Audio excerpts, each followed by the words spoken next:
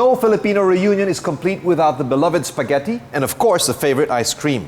Food, after all, is integral to every celebration, and for the past 58 years, RFM Corporation has been bringing us great food and amazing memories.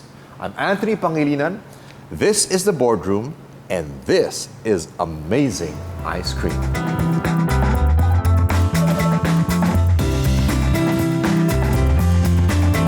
Today, when several consumer brands compete to become a staple in each Filipino household, RFM Corporation has continued to put out affordable and quality products since it was first founded. Continuing this legacy is current President and CEO, Joey Concepcion.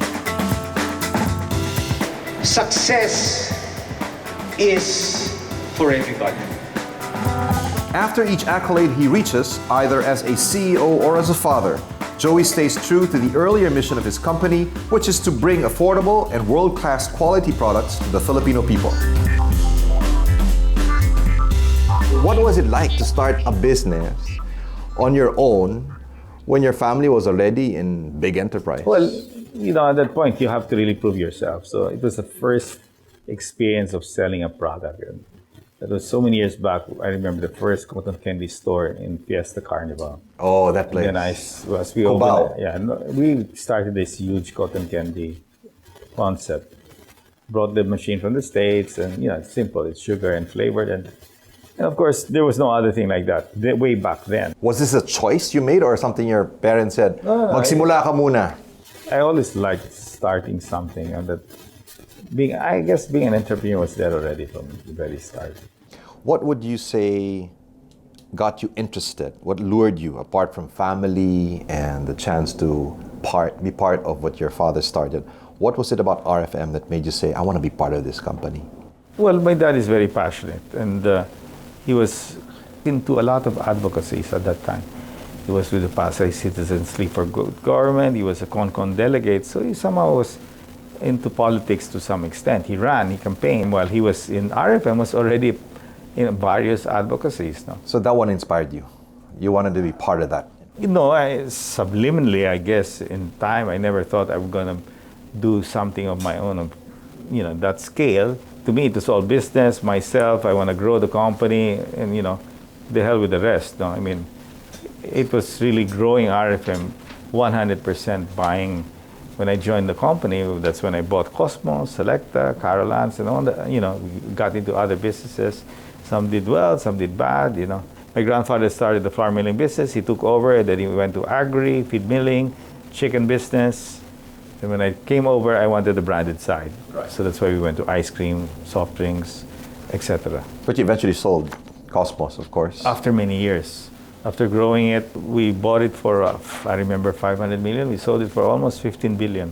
But wasn't that a regret? At one interview, you kind of mentioned that you had wished maybe not to have sold Cosmos. Yeah, but in hindsight, it's always a perfect vision. And when you look at the, hindsight, maybe we should have kept it, because at that point of deciding to sell, the government was shaky. Those things you cannot foresee.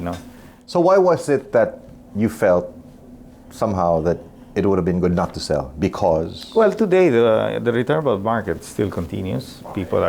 It's environment friendly because you're reusing the glass. So, and I guess sari-sari stores are here to stay. Right. Vision, mission, commitment. To be the Philippine market leader in affordable quality food and beverage products. To produce, mission, market, better value branded food and beverage products for the greater mass of the Filipino consumers everywhere in the country. Does this strike a chord in your heart? Is this something that professionals came up with, or is it close to the heart of the owners of the company? That basically is where we started, flour milling. So we're a food company. As it evolved, I started to dispose of the commodity business. It's very challenging to be in the agribusiness. We had an issue with my father. He really wanted to be in the agribusiness. I said it's changing very fast. Many of the big players are gone. And so we moved out of agribusiness and focused more on brands that are important. So Selecta today is the market leader in ice cream. You have to have the vision. But then, in the end, I'll be in the food business. So we had to go more focused. So now we're focused on branded food products that are dominant. We cannot be in branded food products that we're number 3, number 4, number 5. When RFM was born, you were born.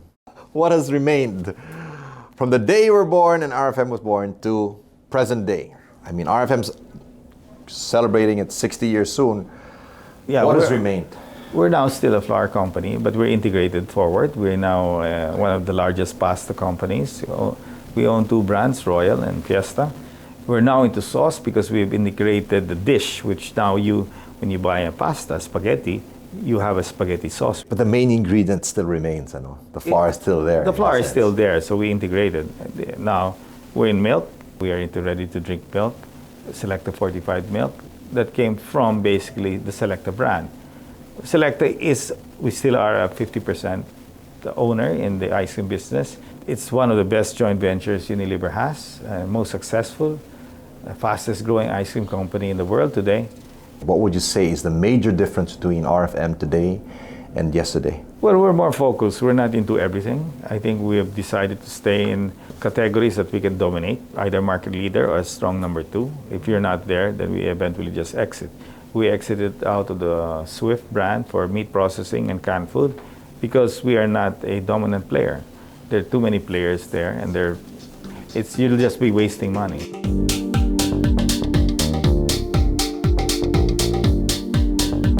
How Joey Concepcion helped thousands of people start and grow their business, and what he discovered himself in the process. Next on The Boardroom.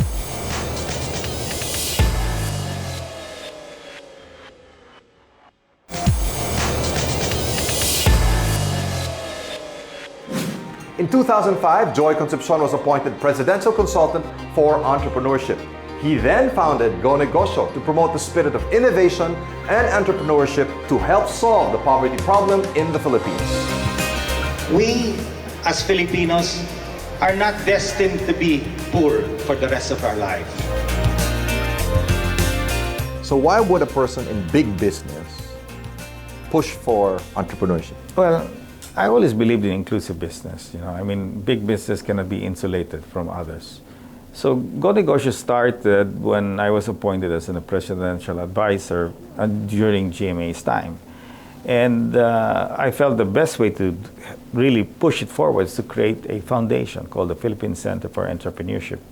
And we created a brand called Negosyo because nobody understands what entrepreneurship means. So when you talk about Negosyo, people understand that's business. So when we wanted to campaign that everybody should encourage entrepreneurship in this country, whether entrepreneurship or intrapreneurship, it's a mindset change that we were trying to bring in. So as we bannered it and we branded it, you got big companies coming to use these entrepreneurs as endorsers. No? So we are now sort of push the new heroes, which are basically the entrepreneurs. So more and more companies started using entrepreneurs as icons. And normally it's for free. They don't charge because they share their advocacy. And all of this started to grow, and we started to do seminars and summits and mentor sessions all over. Because I believe that mentoring is really important. What do you think is the similarity between running a big business, non-negotiable, across the board, whether it's big business or micro or small? What have you seen cuts across? It's character. In the end of the day, an entrepreneur has to have the right character. A positive mindset, an optimist, hardworking, and then somebody who has a good business sense. So that is the same principle we've been trying to teach many entrepreneurs, would-be and existing. And the challenge really when we started Negosyo is how do we really encourage inclusive business? So when you say inclusive business, could you define that inclusive for our means audience? Basically helping smaller businessmen succeed. And how do you help them? By mentoring them. But doesn't that compromise big business goals when you partner with some small business who perhaps are not as efficient, they're not as systematic? No, but you don't partner with them in the sense that they're automatically part of your supply chain, but you're teaching them to become successful. So you're teaching them to be sustainable. The youth, you're encouraging to be entrepreneurs or enterprising. If they join a company, maybe you're not an entrepreneur, but you can be enterprising.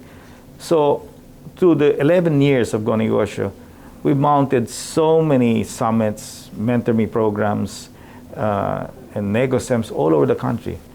And started preaching the whole philosophy of how you can become successful in life.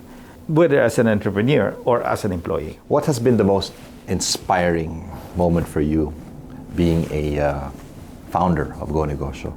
Seeing people succeed, seeing people walk out inspired. For example, one story is seeing this guy, we all know, when we awarded him in Iloilo, Mang Inasal, si Injap Oh, siya. Injap, of course. Yeah, he started small, and today where is he? We have this Jeneline Antonio of AJ's Peanut Butter, no? Another example. And many others out there. You can see them through an inspiration. It's like planting a seed, or you go to church, you get inspired by the gospel of your pastor, your priest, and you start to change your life. It's the same thing here. It's a change of mindset. What made Mr. X so successful? What is unique about him? What is his character trait? People buy all of these books on John Maxwell, Stephen Covey. That's the same thing. Here you're seeing it in live in different examples of people, entrepreneurs. The story of Nanay Coring is different from the story of Mr. X, Mr. Y. And so you take this inspiration and you see it and apply it on your own life. Has anything frustrated you through the years after over a decade of Go Negosyo? Well, what has been most upsetting, or perhaps, times when you question if what you were doing was still worth it? Well, I shared this recently during the Senate hearing that, in the last 6 years, we really want to do more. And unfortunately, the government was not as supportive as the previous government. But you've just been reappointed as presidential consultant. And that's the whole point. In other words, it's the work that's important. And I'm glad that even, BAM during those 6 years came up with the Go Negosyo bill. That really inspired all of us. And said, wow, there's somebody out there that believes in us. So what you felt was lacking and occasionally frustrated you was what we're going the to do support today of with government. What we're going to do today with the DTI could have been done 6 years ago. Right. So we wasted 6 years. I have to say, sometimes politics gets into the way of all of these things. But I never used this advocacy to run for the Senate and people thought that it was just being done for me to run. And I turned down every offer because I really want to see that one day we really can integrate the strength of what government bureaucracy has and what the private sector can bring. Because we all see the success of Go Negosyo right now, and it's still growing. What is the key to make sure that a movement succeeds? Inclusive business, big business, should care for the smaller entrepreneurs.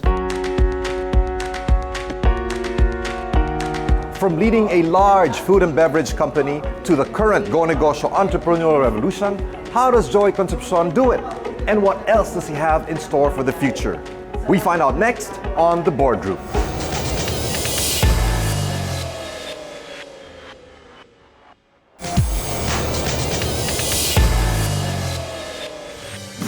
"30 years in the business is a long time." In the next few minutes, we explore what Joey has learned as an owner, as an entrepreneur, and even as a family man. How do you divide the line between being chair of RFM and of Go Negosyo? When I sit down and listen to different entrepreneurs who attend our events, it's like me going back to maybe Sunday church or to a one-day course. And when you hear the stories, it puts fuel in your system. Again, you get encouraged, oh, wow, this guy's doing so well. You get inspired, and when you get inspired, then you think of new ideas. It gives you that energy. Isn't it possible that it will overlap between business and what you do for the community? I mean, how do you set the boundary? I used to just think of ourselves growing RFM and the hell with the community. That was my attitude Thank before. you for your honesty. Yeah. But over time you realize, okay, and as I got, you have to be part of the community. You have to give back. You're given that chance. And how can you think not only inward but outward, that where you can help more people? At what point would you say that Go Negosyo has reached its mission? I mean, for you as its founder. It will never finish. I mean, even beyond my time, this thing should continue. It will take many years for us to be able to take many of these people to a certain level. It's not going to take just 6 years. It will take longer than that. If there's one lesson that you've learned through the years, through the decades of being in business and in advocacy, what would that lesson be? A lesson in succeeding? I failed in certain things in life. It brings you back to reality. And in the end, you realize that you learn from all of these mistakes. And then you realize, okay, maybe it's time to focus on what you have, your strengths, get rid of your weaknesses. And many of those that are weak right now, especially our micro and small entrepreneurs, how do you strengthen them? It is also a benefit if you strengthen them, because this will become your customers. So the more you improve the level of poverty and getting less people and moving them up the chain, becomes your consumers for ice cream. Right. Your consumers for air conditioning and refrigerators. So inclusive business is a cycle. It is not a CSR. You help people, and in the end, you will benefit from. It's good business them. sense. Yes. How do you grow a company and travel, sail, spend time with your family, do advocacy? How does Joey manage his time? You need a balanced life. Yeah, I mean, you know, you have your phone. Well, the problem today is technology. Even if I'm out of the country, it's like I'm at work, and you can be conducting a meeting through Viber. As I travel, you get a lot of ideas. Actually, the popcorn idea came from traveling abroad. So the traveling actually helps in the business. Yeah, and if you don't get exposed to new ideas and new models by just going around, you'll be insulated in just your own country. How do you bring in the creativity? But how do you get it done? How do you get it done, execution-wise? You need good people. When you're out there. Yeah, I mean, the people have to run even if you're there. I mean, What do you look for when you hire people? Street smart. You don't need all these degrees. They might help, they might enhance, but they're not the core to succeeding in business. You might not expand. And sometimes if you have a degree, a PhD or what, you think you have the right to success. No, it's not entitlement, huh? It's not entitlement, but when you come from great schools, you'll say, I can't start at the bottom. I can't be a salesman and train there. I already have a master's degree. I got to be up there. But realizing that many of the successful entrepreneurs start at the bottom. Your take on family business and being a professional organization? You really have to transform a family company to be more professional. My vision down the road is everybody below me are really professionals. Do you see your children getting involved in the I think company that my eventually? children who are capable will get involved, but who are not capable, I don't want them to put them there and then they don't make it and everything falls apart. I don't think being my son or daughter is a right to join in the company. But you acknowledge that your wife is your co-pilot. What is the role of Marisa as a co-pilot then? I think, well, it's very important that when you get home, everything is set. You have a dinner affair or an engagement. You know, everything is organized so that, you know, she manages all the problems. And that's a lot, you know, the backroom operation. So we have a lot of events, so she's there. I mean, in a happy family, in a happy marriage, makes you successful. What's going to happen to RFM? Are you going to partner? Are you going to sell majority share? Will you totally divest? If that's in the plan, if that's even being thought about. It's partnering. We partnered with eDeliver, and that was a great partnership. Now, RFM moving forward, that's the family legacy. Our families both believe in being a player in the Philippine growth story. And the moment you sell it, everybody gets the money and they spend it, and that's the end of your legacy. So being part of RFM, the Concepcion family, or even the Concepcion Industries, is still part of the plan because you believe it's part of your legacy to the country. And how do you inspire people? You know, how do I go out and go Negosyo and really walk the talk? So in other words, with RFM there, I'm able to do that. To me, equally important is, as you succeed, the advocacy of Go Negosyo should continue. What else is there to accomplish for you as a business person and as an advocate for change in the country? I think we saw what happened in this last election. I think if change is really to be meaningful, we really have to find a way how to solve the poverty level. And it is only the business community that can solve that. Because if you don't provide meaningful livelihood for these people, then how can you solve poverty in this country? So what are you proudest of as of today, Joey? What are you proudest of? Well, I'm proud that, you know, I have got 5 good, lovely kids, a good wife. To me, that's the most important, because that's where it all comes from. And then, of course, running a successful business, seeing the advocacy grow, accepted by more and more entrepreneurs, wanting to be part of it, whatever way they can contribute. We tell their stories, we share their stories. To me, that's great. I think we have to just keep inspiring more and more people. And it comes back. So we all get inspired with each other. That gives us the fuel to continue. And that's what you've done for us today in this show. Thank you, Joey, for inspiring and equipping not just us, but the Filipino people. Thanks, Anthony. God bless you. Okay. Thank you.